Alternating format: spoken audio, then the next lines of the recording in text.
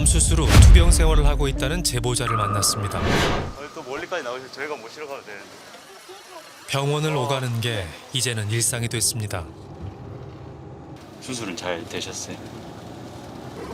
수술 잘 돼서 치료받고 있는데 네. 그거 발견이 돼서 네. 지금 오늘 검사를 던져가지고 하는 거예요. 항암 치료는 어떻게 좀 잘 되고 있는 거예요? 경과가. 그거를 저야 뭐 모르죠. 어. 한번 걸린 것도 몰랐었어. 아, 참. 병원에서도 우두커니 홀로 생각에 잠겨 있는 선희 씨. 선희 씨에게는 도대체 무슨 일이 있었던 걸까요? 선희 씨에게 지난 10년간의 이야기를 들어봤습니다. 남편이 그때 2013년도에 그 병원을 가게 됐어요. 정신과 병원에. 그때 저한테는 극복할 수 없는 그런 느낌이 왔었어요. 제가 감당하기 너무 큰 파도처럼 느껴져서 아이고, 참. 선희 씨는 이를 악물고 남편의 빈자리를 채웠습니다. 작은 회사와 카페를 함께 운영하며 세 자녀까지 홀로 돌봤습니다. 너무 힘드셨을 것 같은데. 대단합니다, 정말. 힘들었던 선희 씨에게 유일한 버팀목은 신앙생활이었습니다. 그러던 중 우연히 같은 교인을 통해 봉사자 엄 씨를 소개받게 됩니다. 아는 언니가 집에 와서 기도해주는 분이 계신데 그분 모셔서 기도를 하면 힘이 많이 나지 않겠냐. 그래서 이제 그분이 오시게 됐죠. 선희 씨 집을 찾아온 엄 씨와 기도 모임 사람들. 첫 만남에서 선희 씨는 충격적인 이야기를 듣습니다. 이 집안이 너무 심각하고 제가 살아온 게 너무 심각하고 아이들도 심각하고 기도하지 않으면 안 될 것처럼 얘기를 하고 자기가 마치 이 모든 것을 해결할 수 있는 사람처럼 이거를 고치려면 뭐 하루 이틀 고치겠냐. 나를 믿고 3년 정도 기도를 해봐라. 이게 무슨 소린가요? 하늘의 신비. 우리가 지금 어려운데 어려움을 극복할 수 있는 그 열쇠가 있다는 거죠. 열쇠요? 그걸 자기는 받았다는 거죠. 딱 3년. 열심히 기도하면 모든 일이 잘 풀릴 거라는 엄 씨의 말에 선희 씨의 마음이 움직였습니다. 그때부터 선희 씨와 세 자녀는 엄 씨의 기도 모임에 빠져들었습니다. 사진에 저 사람이 엄씨인가 보네요. 네. 세상 사람들이 다 가정해도 나만 행복하다 하면 어때? 이런 마음을 가져야 희바람나게 살겠죠. 네. 생각보다 기도 내용은 평범해 보입니다. 예수님께서 나를 통하지 않고는 아무도 하늘나라에 갈 수 없다. 나를 통하지 않고 간 것은 다 도둑이다. 예? 예수님이 그 권한을 나에게 주셔서 나를 통하지 않고는 치유가 안 되고 나를 통하지 않고는 구원이 안 된다. 나를 거쳐서 부활이 된다. 응? 그렇지? 아, 지금 나라는 게 엄씨 본인을 얘기하는 건가요? 네? 지금 제가 가르친 가르침과 교회에서 가르치는 가르침과는 아주 정말 달라요. 자신의 치유 능력을 특히 강조했던 엄 씨. 선희 씨는 이런 엄 씨를 대하는 기도 모임 사람들의 태도가 좀 의아했답니다. 어떻게든 그 사람 옆에 앉으려고 그러고 뭐 이렇게 한 번 더 만지려고 하고 말 한 번 더 해보려고 하고 그 앞에 가서 뭐 눈 맞추고 얘기하려고 하는 게 거기에 그 문화였어요. 기도 모임은 한 달에 9일 동안 열렸습니다. 그 기간 동안 아침, 점심, 저녁으로 하루에 3집씩을 매일 옮겨 다녔습니다. 선희 씨 가족 중 기도 모임에 가장 열정적이었던 딸 지영 씨. 당시 20대 초반의 지영 씨는 어려운 집안 사정을 유난히 힘들어했습니다. 많이 상황이 안 좋게 되고 좀 충격을 많이 받고 그래서 그때 막 동생이 저보고 나 정말 살기 싫다, 힘들다 그런 얘기를 했었었고요. 오빠나 이제 그 통해서 하나님을 알게 됐고 뭐 그런 얘기를 하니까 어찌됐든 얘가 그냥 희망을 가지고 살아간다니 나는 이제 그걸로도 일단은 됐다. 언제나 예의 바르고 배려심 넘치던 딸. 지영 씨는 갈수록 엄 씨와 기도 모임에 깊게 심취했습니다. 가족들은 그런 지영 씨가 점점 걱정되기 시작했습니다. 이제 행동이 조금씩 이상해지는 거예요. 기도 시간에 그 아이를 보면 그 눈이 초점이 그 사람한테만 맞춰 있고 다른 사람은 전혀 의식을 하지 않아요. 없는 얘기만 들어요. 안 쳐다보고 눈 안 맞추고. 근데 저한테만 그런 게 아니고 이제 동생한테도 그러고 오빠한테도 그러는 거죠. 쟤는 틈만 나면 옆에 찰싹 달려붙으려고 그러고 선생님 화장실만 간다 그러면 가방이나 이런 거 들고 돌려돌려 따라가가지고 문 앞에 강아지처럼 서 있고 제가 저게 안 고쳐지면은 나중에 저 집 가서 산다 그러는 거 아니야? 이런 생각을 좀 문득 했었어요. 진짜 좀 이상한데요. 지영 씨는 엄 씨를 더욱 맹목적으로 따랐습니다. 기도하는 내내 옷깃을 잡고 있거나 엄 씨가 썼던 방석 위에 한참을 누워 있기도 했습니다. 그럴 때마다 선희 씨는 점점 딸이 낯설게 느껴졌습니다. 기도 모임에서 딸의 이상한 행동으로 고민하던 선희 씨에게 더 이상한 일이 일어났습니다. 동갑내기를 성당에서 만났어요. 난 묵주기도 가고 싶은데 나는 묵주기도를 하려고 그러면 무서워지고 묵주기도가 안 된다. 자기야 그 기도하는 법 좀 알려줄래? 그래요. 친구의 요청으로 성당에서 함께 묵주기도를 한 선희 씨. 이후 선희 씨는 기도 모임에서 이 일을 엄 씨에게 별 생각 없이 얘기했습니다. 그런데 이야기를 들은 엄 씨가 불같이 화를 냈습니다. 아니 뭐 같은 교인끼리 기도도 할 수 있죠. 왜 그러죠? 그러니까요. 여태까지 씻겨놨더니 가서 오물을 뒤집어 씻고 왔다. 그러면 자식들이 어떻게 되고 남편이 고쳐지겠냐. 지금 생각하면 무당 같은 말이잖아요. 그렇죠. 그날 속죄가 생긴 거예요. 이거는 작게 해서는 안 된다. 엄청 큰 돈을 바쳐야지 하느님의 노기가 풀린다. 이렇게 한 거죠. 덜컥 겁이 난 선희 씨. 그 자리에서 100만 원짜리 수표를 엄 씨에게 건넸습니다. 그런데 엄 씨에게 돈을 준 건 선희 씨뿐만이 아니었습니다. 엄 씨는 사람들에게 각자의 죄를 씻어내는 속죄를 해야 한다고 강요하며 이후에도 돈을 계속 받아갔습니다. 이게 수금하듯이 지금 걷어가는 거잖아요. 그쵸, 또 다 같이 내면 분위기에 휩쓸리거든요. 그렇죠. 기도 모임에 다녔던 다른 가족을 만나봤습니다.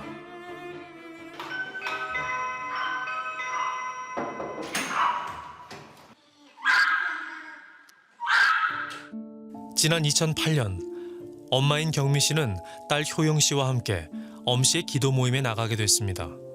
힘든 직장 생활과 불안 장애로 오랜 시간 괴로움을 겪었던 효영 씨. 제가 사실은 좀 일이 많이 안 풀렸어요. 사회생활 한 때부터. 직장도 막 금방금방 망해가지고 나와야 되는 상황도 있었고 좀 뭔가 어려움이 많았는데 그게 다 대물림 받은 거래요. 가게 치유를 가서 받아야 된다고 이러니까 너 지금 치유를 못 받으면은 앞으로 나아가도 희망이 없다고. 근데 그게 하느님은 공짜로 치유시켜주지 않는다고? 어머님 총액으로 얼마 정도를 속죄를 하신 거예요? 지금 저 같은 경우는 한 1억 5천이 넘을 거 생각해요. 1억 5천이. 엄마가 도와준 거랑 제 월급이랑 대출이랑 카드론 땡긴 거 합산을 하니까 1억 7천이 나오더라고요. 아이고. 제작진에게 꼭 보여줄 게 있다는 효영 씨. 달력이네요. 그러니까 속죄할 때마다 계속 적어놨었어요, 금액을. 그래서 속죄 금액을. 네, 이게 22년도고 이게 21년도고 이게 20년도. 친구 만나면 친구랑 어떤 고민 얘기하면 그것도 속죄해야 된다고 그래가지고 아이고. 문자 뭐 영향 받았다. 카톡에도 영향을 받는다. 꿈에서 개가 나오면 음란이래요. 에? 이렇게. 그래서 큰 게. 달력에는 효영 씨의 속죄 기록이 고스란히 남아 있었습니다. 가족과 조상, 동물이 나오는 꿈, 친구와의 약속 등 속죄한 이유와 그 금액은 모두 천차만별이었습니다. 금액 단위가 꽤 큰 것 같은데 저게 다 얼마입니까? 주요 속죄 내용은 4가지. 첫째, 동물 벌레가 나오거나 인상적인 내용의 꿈을 꾸는 경우. 둘째, 기도 모임에 나오지 않는 다른 사람을 만나야 할 때. 셋째, 부모부터 증조부모까지 전부 포함한 가족들의 속죄를 위해 마지막으로 자신의 아픈 몸을 치유하기 위해 사람들은 쉼없이 속죄해야 했습니다. 만나러 가는 거 속죄하고 가야 된다? 예, 당연하죠. 속죄하고 와서도 하고. 와서도 해야 돼요? 그럼 그 사람은 기도 안 한 사람이잖아. 그 장기병원에 가고 무슨 뭐 그런 데 있어가 상담 본다고 고쳐져? 아니. 속죄는 내 목숨값을 바치는 게 속죄인데 내 목숨값을 그렇게 찔떡찔떡 바쳐서 목숨이 되냐? 속죄는 내가 하는 게 대속이야. 너희들을 위해서 대속하잖아. 엄 씨의 기도 모임에 속했던 또 다른 피해자들이 제작진을 찾아왔습니다. 그런데 이들 모두에게 비슷한 이야기를 들을 수 있었습니다. 저희는 그냥 대막이에요. 아이들하고 스킨십을 할 수 없게 만들었어요. 네? 남편하고 아이들 저 다. 고립시키는군요. 그래서 항상 따로 같이 자게 되고 남편이 둘째 방이든 다른 뭐 아이의 방에서 잠을 자도 속죄를 해야 돼요. 둘째 아들은 전폭적이었어요. 그러니까 말하는 모든 것에 절대적이었어요. 그 속죄물을 만들기 위해서 집에 안 왔어요. 아빠가 사고가 나도 오지 않았으니까. 그 속죄 예물을 따로 하기도 바쁜데 사람 만날 때마다 하면 또 그 사람 만날 때 속죄 예물, 그 다음에 사람 만나면 또 같이 뭐 이제 시간 보내는데 쓰는 돈이 있을 거 아니에요. 감당이 안 되니까 자연스럽게 고립이 되는 거예요. 엄 씨로 인해 가족과 주변인들로부터 스스로 멀어지는 걸 택해야만 했던 피해자들. 엄 씨는 그 틈을 비집고 들어갔습니다. 그리곤 자신만 바라보고 절대적으로 신뢰하도록 만들었습니다.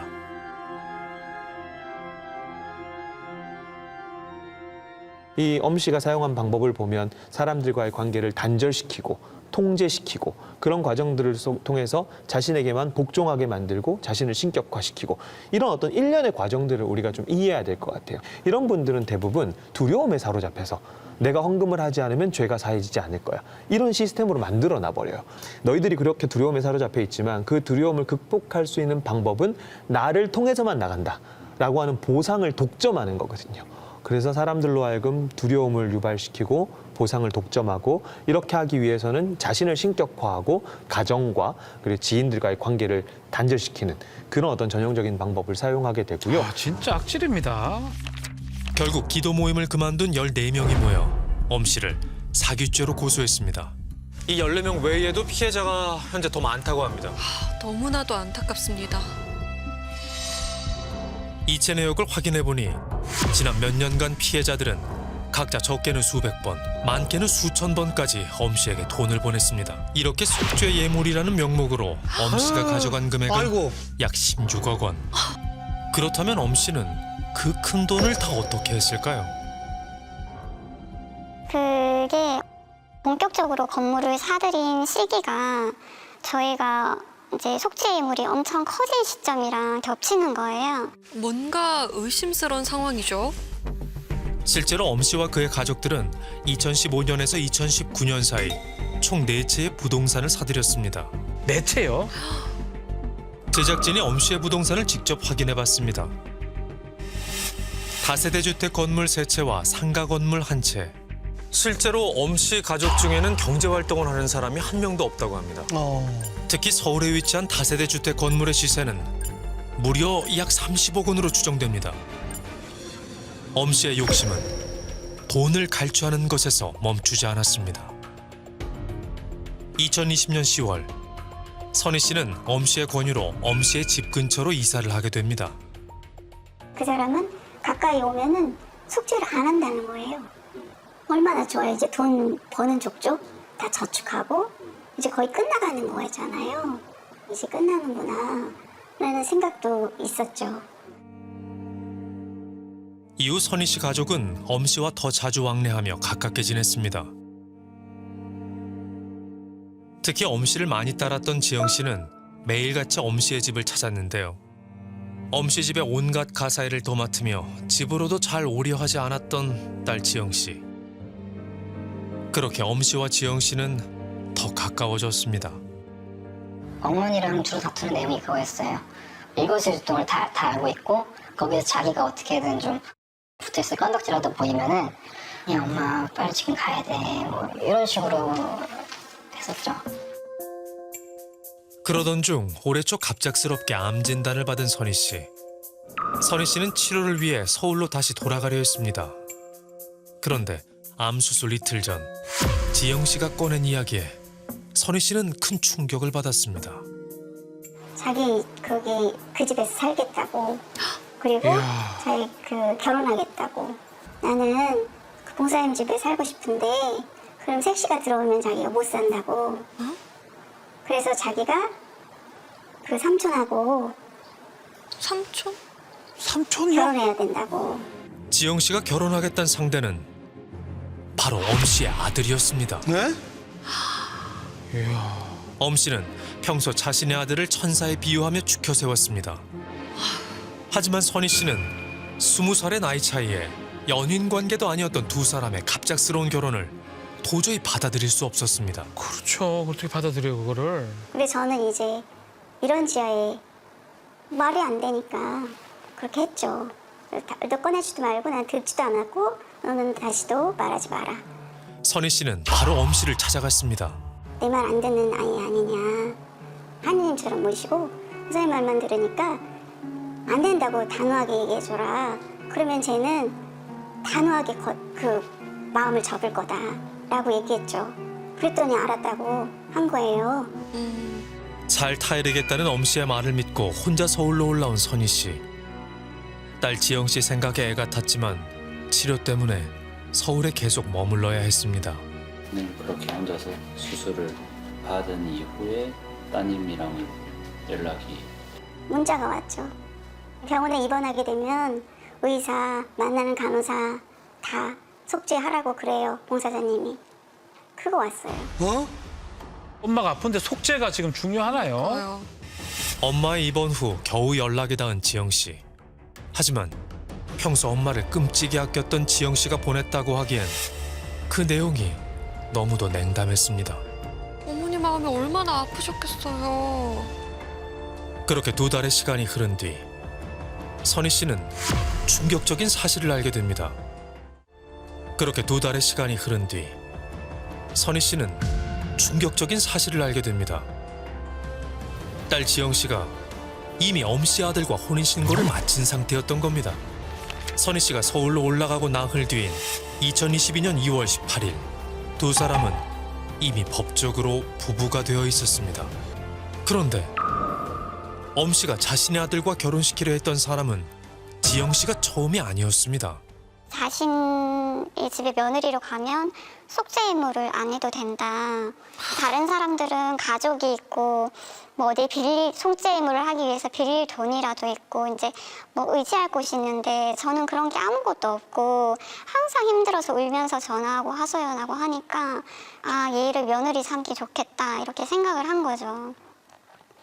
그래서 이제 거기 가면 그래도 이 속죄 예물 때문에 돈 때문에 시달리지 않아도 되겠구나 그런 마음도 있기 때문에 거기 내려간 것도 있었고요. 하느님은 벌써 알고 벌써 신호를 나에게 주셨어.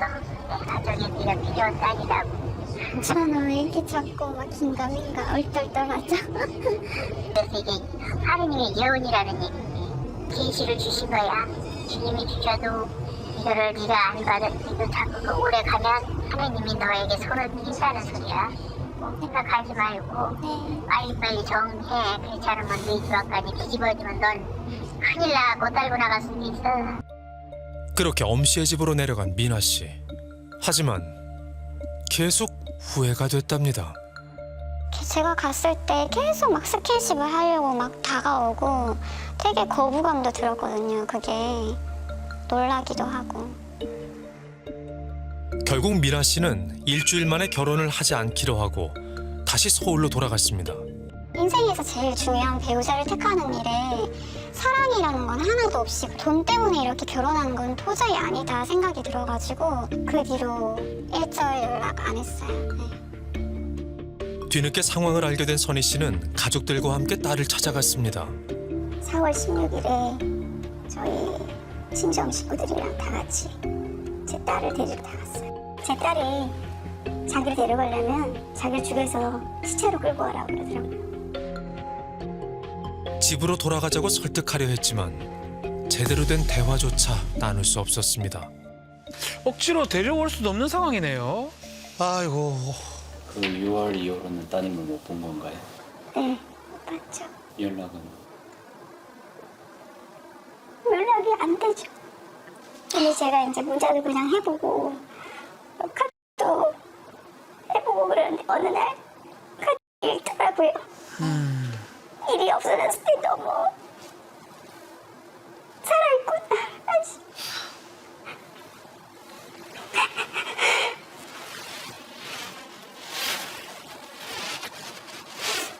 지금은 그 일자도 안 없어져요. 10년이라는 긴 시간 동안 엄씨가 이끌었던 기도 모임. 과연 문제가 된 적은 없었을까요? 그가 다녔던 성당의 주임 신부를 찾아갔습니다.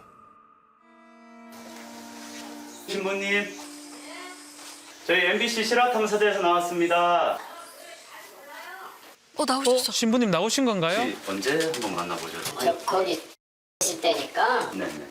한 8, 9년 전 얘기예요. 이제 신고가 들어와서 그래서 제가 물어보면 아니다라고 자꾸 뛰는데 제가 경찰 수사관도 아니고 그거 어떻게 하겠어요. 피해자들은 많이 있는데 본인은 절대 그런 적 없다고 그러니까 더 이상 얘기를 할 수가 없는 거예요. 이후 천주교회 측은 엄씨에 대한 조사를 시작할 예정이라고 입장을 전해왔습니다. 가족들은 더 이상 가만히 기다리고 있을 수만은 없었습니다. 직접 지영 씨를 만나러 갔습니다. 뭐라고 할까요?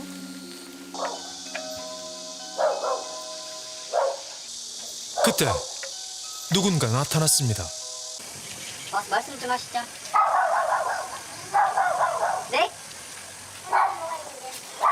지난번에 그 저기 혼인무효하겠다고 하셔놓고서는 말도 없으시고 언니는 말할 거 없어. 말할 거 많아요. 지연이 데리고 오세요. 언니 데려오세요.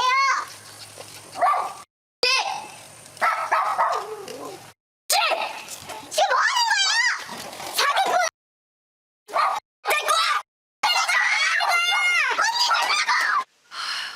아이고야.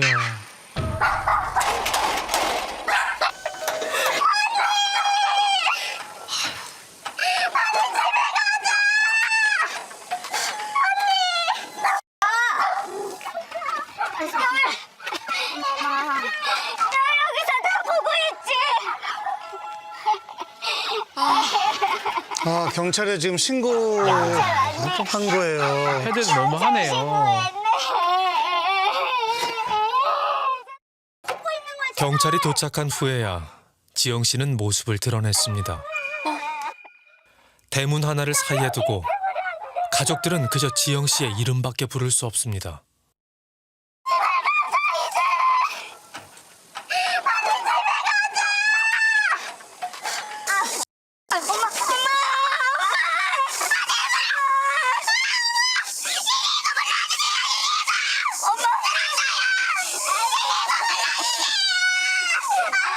엄마가 걱정이 나오는 건가요, 지금? 나와봐 좀. 나와봐. 우리가 너 어떻게 하겠어? 내가 너 어떻게 하겠냐고. 나와서 엄마 한 번만 안아줘. 엄마 한 번만 잡아줘. 엄마 어떻게? 엄마 어떻게 한 대만 보고 가라고. 문 밖에 가족들을 두고 결국 지영 씨가 돌아섭니다. 엄마 좀 보고 가. 제대로 된 말 한마디 나눠보지 못했습니다. 시신한 선희 씨와 가족들을 태운 차가 엄씨 집 앞을 떠납니다.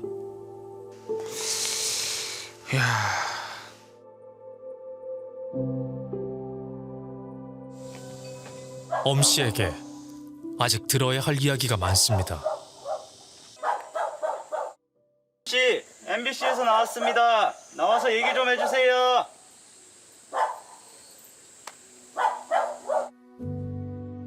한참을 기다렸지만 문은 열리지 않았습니다.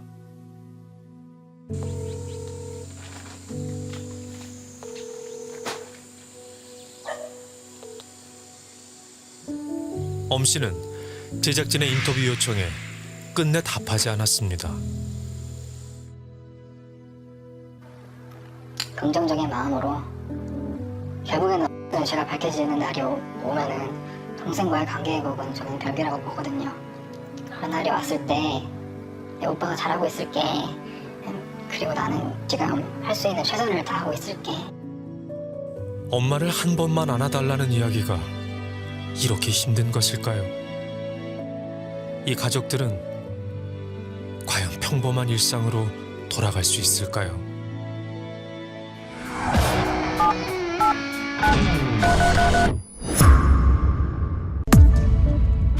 아침부터 계속 남편한테 전화가 왔었는데 시부모님이 주차장에 오셨다. 밥을 먹던 아이를 내복 차림으로 급히 데려갔다는데요. 옷이라도 입혀서 좀 데려가지. 30분 정도 지났던 것 같아요. 그래서 전화를 했어요. 차가 이동하는 소리가 들려요. 갑자기 어딜 가나요? 그 후 2시간이 넘게 연락이 두절된 남편. 뭔가 아이한테 무슨 일이 일어날 것만 같은 거예요. 왜냐하면 이렇게 거짓말을 하고 데려간 적은 없었고 그곳은 제가 생각했을 때 안전한 곳이 아니었고 그곳? 급기야 경찰에 아동실종 신고를 한 후 만삭의 몸으로 아이가 있을 법한 곳을 무작정 찾아 나섰습니다. 최근 남편이 자주 찾던 절. 그곳에 딸 지유리가 있었습니다. 아이가 빨간 색깔 염주를 감고 그 법당에 누워 있었어요. 에? 딸을 일으켜 급히 집으로 데려왔는데 저는 옷을 벗겼는데 왜 이런 일이 있었는지 지금 물어보는 거잖아. 왜 이렇게 됐는지를. 동그란 거 그거 초콜릿 그거 먹고 그거 걸려가지고 그래서 때린 거야. 그래서 이렇게 가슴을 친 거고. 아니 목에 뭐가 걸려서 등을 쳐줘야 되는 거 아니에요? 그렇죠. 가슴을 친다는 거 말이 안 되는데. 단순히 목에 걸린 초콜릿 때문에 전치 2주의 상해 진단이 나온 걸까? 그런데 아이는 전혀 다른 이야기를 합니다. 동글동글한 거 있잖아. 아니 별로 씹어먹기만 하는데. 목에 걸린 적은 없어? 응, 없는데. 아니 아이는 지금 초코볼이 걸린 적이 없다고 분명하게 얘기를 하고 있네요. 아이 아빠가 이제 거짓말을 하고 있는 걸 알았죠. 이제 그때부터 완전 신뢰가 무너졌어요. 그러니까 무슨 일이 있었던 거죠? 그날 아빠가 데려간 절에서 아이는 무슨 일을 겪은 걸까? 그 절이 스님 소유고 장소를 제공하셨고 스님이 말씀해 주시면 좋겠다 해서 통화를 했어요. 왜 했는가가 더 중요하죠. 어떤 물리적인 행동을 가했다고 생각할 수 있겠지만 결국은 위한 행동을 한 거였고요. 안에 있는 것만 깨끗하게 한 거기 때문에. 이거 자꾸 알 수 없는 이야기만 하는 거예요. 이 스님도 정상이 아니시구나. 다 이해가 안 됐어요. 아니 저희도 지금 이상한데. 그런데 그날 아이와 엄마를 태운 택시기사는 몹시 이상한 일을 겪었습니다. 차를 탔는데 그 여자분 차를 막았어. 가지 말라. 차를 잡더라고. 땡겨들을 옆에 서가지고 못 가게. 출발하려는 차를 온몸으로 막아서는 여자. 아, 근데 왜 그러냐고 그랬더니 애기 아빠 내려올 거니까 있으라. 가지 말라고. 아이를 발견한 장소에 함께 있었던 여자. 도대체 그녀는 누굴까? 그러게요. 뭔가 종교의식을 했을 것 같다라는 생각이 들어요. 근데 어른들은 아무도 인정을 안 해요. 고모가 그래 때렸다는데 가슴을 어느 고모가 미쳤다고 애를 때리니? 그럼 죽지. 이야 이게 뭐죠? 아이의 몸은 멍투성인데 때린 사람은 없다는 미스터리. 뭐야? 아이가 발견된 절에서 도대체 무슨 일이 있었던 걸까? 스님에게 그날의 진실을 물어봐야겠습니다. 저 미쳐버려서. 그래서 저도 지금 피해자입니다. 아니 무슨 말도 안 되는 소리예요. 갑자기 애를 데려온다고 그러더라고요. 아침에. 귀신이 있다는 거야. 빼줘야 된대요. 빼서 보내줘야 된다는 거야. 시켰어요. 옆에서. 이거 지금 빨리 연불로 해서 좀 더 달라는 거야. 누가요? 큰 고모. 네? 내가 이렇게 누워있으면 가슴팍에 가고 싶고 아빠는 저기서 숨 쉬었어. 아이고. 근데 연불은 그럼 어디서? 연불은 여기 사는지. 결과론적은 제가 연불을 도와주긴 했지만 아버지도 가만히 있고 할아버지 할머니도 가만히 있고 그러니까는 판단기준이 모호해지는 거죠. 그날 그 장소에는 작은 고모도 있고 오빠도 있고 언니도 있었지. 그리고 얼마 후 큰 고모에게 충격적인 말을 듣게 됩니다. 내가 데리고 오라 그랬고 전화 내가 받지 말라 그랬어.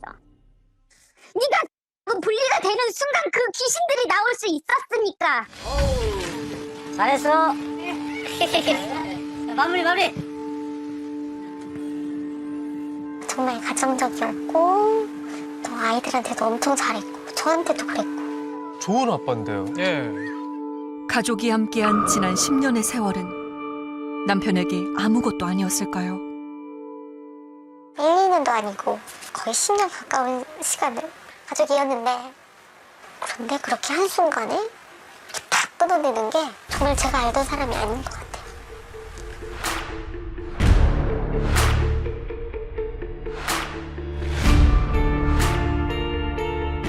사건 후 갑자기 처갓댁에 가자던 남편. 대뜸 그날 와서 그러는 거예요. 아버님 저 이혼하겠습니다. 어? 갑자기? 제 아내하고 제 사이에 그 귀신이 둘이 있는데 이제 하늘나라로 이렇게 가지를 못하고 떠돈다 이거예요.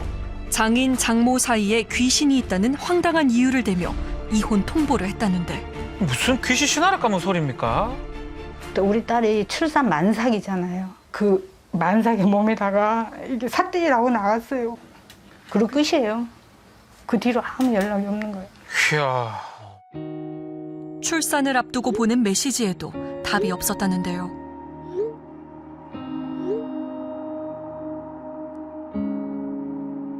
그렇게 엄마는 홀로 둘째를 낳았습니다. 아니, 보호자도 없이 얼마나 아이고, 힘들었을까요? 세상에.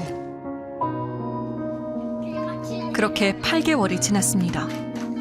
아이들은 커가는데 남편은 여전히 종적을 감춘 상황.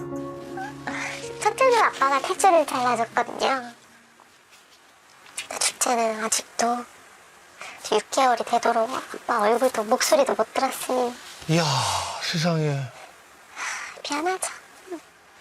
도대체 왜 그러는 건지를 정말 이야기를 하고 싶었는데 그런 기회를조차 주지도 않는 거예요. 마음 둘 곳 없는 이 세상에 나 혼자 버려진 것 같습니다. 남편을 찾아 큰 고모 집에 간 하선 씨. 과연 이곳에서 남편을 만날 수 있을까?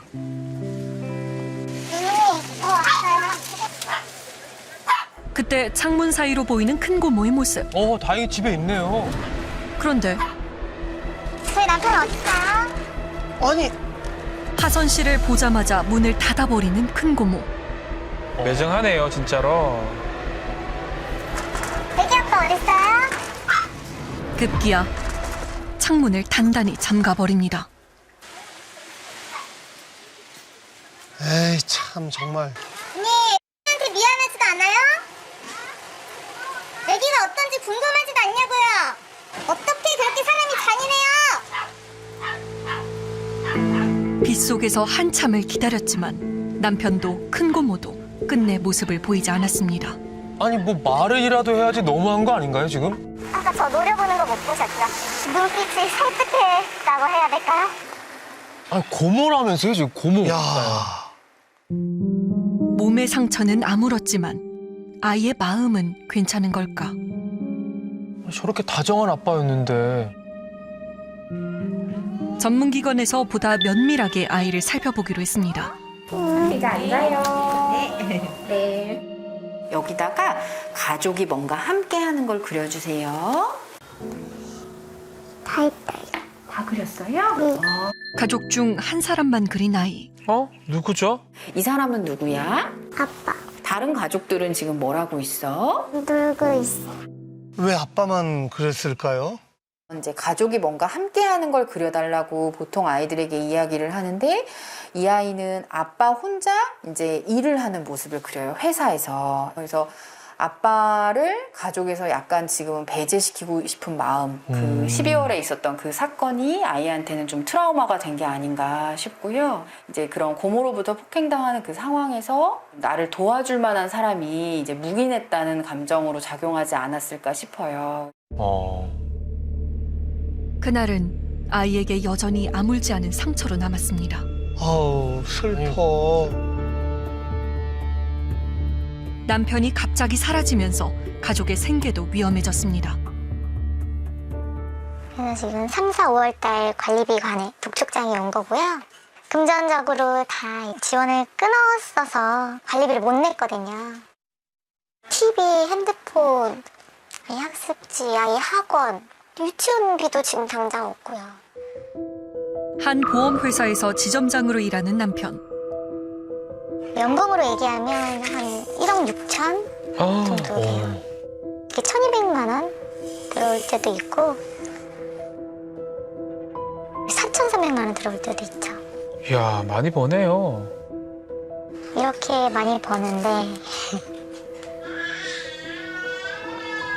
한 푼도 안 주죠. 심지어 집을 나간 후 아이들 몫의 재난지원금까지 남편이 받아갔습니다. 재난지원금까지 가져갔던 건 너무한데요, 사실. 워낙 아이를 예뻐했고 아이에 대한 애정도 남다르다고 생각했거든요. 아이들 생존에 관련된 일인데 그렇게까지 할 줄 몰랐어요. 충격이었어요. 이렇게 차가운 사람이었나? 하루아침에 낯선 사람이 되어버린 남편. 아내와 두 아이를 그의 인생에서 도려낸 이유는 뭘까? 그게 진짜 궁금해요. 네. 그게. 남편의 근황을 알고 있다는 지인을 만났습니다. 그 시댁 쪽에 약간 가스라이팅 같은 느낌이에요. 누님이라는 분들이나 시댁 쪽에서 좀 이 막내 아들한테 좀 약간 그러신 걸로 알고 있고 시댁 쪽에서는 그렇게까지 큰 경제적인 지원이 있을 만한 곳이 없다 보니까 아마 그쪽에서 매달리는 게 아마 이 막내 아들 쪽이지 않았을까 싶고. 남편이 남기고 간 통장에서 시댁 가족들에게 수차례 돈을 입금한 내역이 포착됐습니다. 스님은 남편이 변한 이후에 큰 고모가 중요한 역할을 했다고 합니다. 힘들었을 때 쉽게 말해 이게 터치를 누나가 해줬어요. 네 안에 귀신 들어가 있는 거야. 힘들 때마다 퇴마 의식을 받았다는 남편. 저게 도움이 됩니까? 깨끗해요. 개운한 것 같다고. 그리고 모든 판단 기준이 확실히 섰대요. 막말로 이혼은 두렵지 않아. 내가 누나 말 따를게 이제. 와, 캬, 신기하네요. 이런 남편의 행동을 전문가는 어떻게 바라볼까? 어렸을 때부터 정신적으로 많이 의존을 해왔을 것이고 그 이후에도 결혼을 하고 난 이후에도 정신적으로 완전히 독립을 하지 못하고 그 누나의 정신적 영역 속에서 지금까지 움직여 왔다. 아바타 같은 그런 느낌이 많이 든다는 거죠. 그들만의 이상한 법과 규칙으로 살고 있는 남편과 시댁 가족들.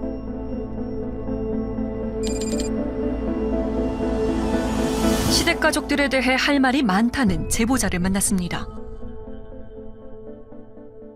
나 이제 뭣도 모르고 절에 갔다니까 절에 다닌 사람이니까 그래서 따라갔잖아요. 가서 보니까 스님이 계시고 또 어떤 여자분이 머리 길고 해서 그 젊은 분이 한 분 계시고 이래요. 동생을 따라 우연히 찾은 절에서 평생 잊지 못할 악연을 만났습니다. 대뜸 하는 말이 많은 영가들이 꽉 들어있으니까 그걸 다 빼내야 된다는 거예요. 퇴마 의식을 해야 한다며 부산의 한 사찰로 데리고 갔습니다. 큰 고모의 퇴마 의식에는 가족들이 함께였습니다. 이야, 와. 과연 큰 고모의 행동은 정말 불교와 관련이 있는 걸까? 단적으로 얘기하자면 불교에서는 퇴마 행위를 허용하지 않고 있고요. 사실상 어떤 폭력을 가한 게 아닌가 이런 생각이 듭니다. 스님은 왜 그녀의 이상한 행동을 말리지 못했을까요? 자기는 다른 사람이 못 보는 걸 보는데 스님도 귀신이 있어요. 그러니까 해보셔야 됩니다. 그런 게 있다고 하니까 저게 맞아? 그럼 해봐. 나 그렇게 귀신이 많아? 급기야 스님까지 퇴마 의식을 받았답니다. 내가 누군지 알아. 내가 신이야. 이러는 거예요. 스님도 멍 드셨어요 혹시? 멍이 안 들 수는 없어요. 멍 들어. 근데 이게 온 집안 식구가 다 멍들었어요. 예? 다 테마식이에요 그냥? 어머니, 아버지, 둘째 고모, 심지어 자기 아들, 딸 전부 다. 그러니까 빼고는 다. 아, 근데 아이들이 진짜 걱정됩니다. 어리고 내가지고 쉽지 않네.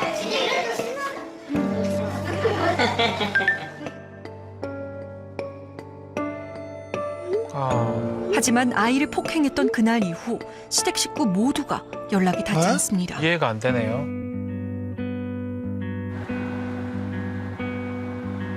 남편과 시댁 식구들에게 꼭 묻고 싶은 게 있습니다. 저를 이해시켜줬으면 좋겠어요. 그래도 가족이었는데 아이한테며 저한테 어떻게 갑자기 이럴 수 있는지. 항상 남편과 함께 왔던 시댁을 이번에는 혼자 왔습니다. 시댁 가족들 같은데요? 네, 시부모님과 작은 고모라고 합니다. 한가로이 주말을 보내고 있는 시댁 식구들. 그때 하선 씨를 발견한 시아버지. 그런데 얼굴을 보자마자 등을 돌려 집으로 들어가 버립니다. 손짓으로 강한 거부 표시를 하며 문을 굳게 닫아버리는 작은 고모. 이야. 언니, 사랑해. 어떻게 그럴 수가 있어요? 어떻게 뭐 귀신이 있다면서 몸속에. 사람도 괜찮냐고 물어보는 사람도 없고. 아이는 계속 힘들어하는데 집 본인들만 잘 먹고 잘 살고. 급기야 시댁 식구들의 신고로 경찰이 출동했습니다. 참 너무하네요. 와. 얘도 좀 치워주세요. 며느리고요. 얘 치워주세요. 아 치워달라니 이게 참. 일단은 그래서 뭐 만나기 원치 않으신다고 하니까. 며느리여도 안 되는 거야? 아직까지는 그래도 가족인데. 흔히 우리가 얘기하는 온 가족이 이렇게 합심해가지고 하는 어떤 찍어내기 이혼, 축출 이혼 이런 것이지 않나 이제 그런 생각이 많이 들고. 그 집안에서 전해 내려오는 또는 전수가 되고 있는 그런 독특한 그 무속적인 분위기, 가족의 전반적 분위기에 동조를 하지 않는다라고 한다면 끊어낼 수밖에 없다라고 그쪽에서는 판단할 수밖에 없죠. 최근 남편의 지인에게 뜻밖의 이야기를 들었다는데요. 최근에 누구한테 이야기하기를 본인이 둘째 아이를 무조건 데려오겠다 이런 이야기를 했대요. 첫째도 아니고 둘째요. 첫째 아이한테 했던 것처럼 둘째 아이에게도 그런 의식이 필요하다 생각하지 않았을까. 내가 되게 특이한 말만 반복을 하는데 자기한테 떳떳해야 된대요. 이래야 내가 떳떳하고 당당해져. 나중에 알아줄 거야. 자기가 이럴 수밖에 없었던 이유를 성인들 이해해 줄 거야. 수백 차례 연락을 했지만 한 번도 받지 않은 그 사람. 남편에게 마지막으로 통화를 시도해 봅니다. 연결이 되지 않아 삐 소리 후 소리샘. 그렇게 떳떳하고 당당하다고 했던 사람들이 이렇게 숨는 걸 보니까 본인들이 잘못한 게 있구나. 우리 아이가 아파한 만큼 또 앞으로 겪어내야 할 만큼 정말 똑같이 벌받았으면 좋겠어요.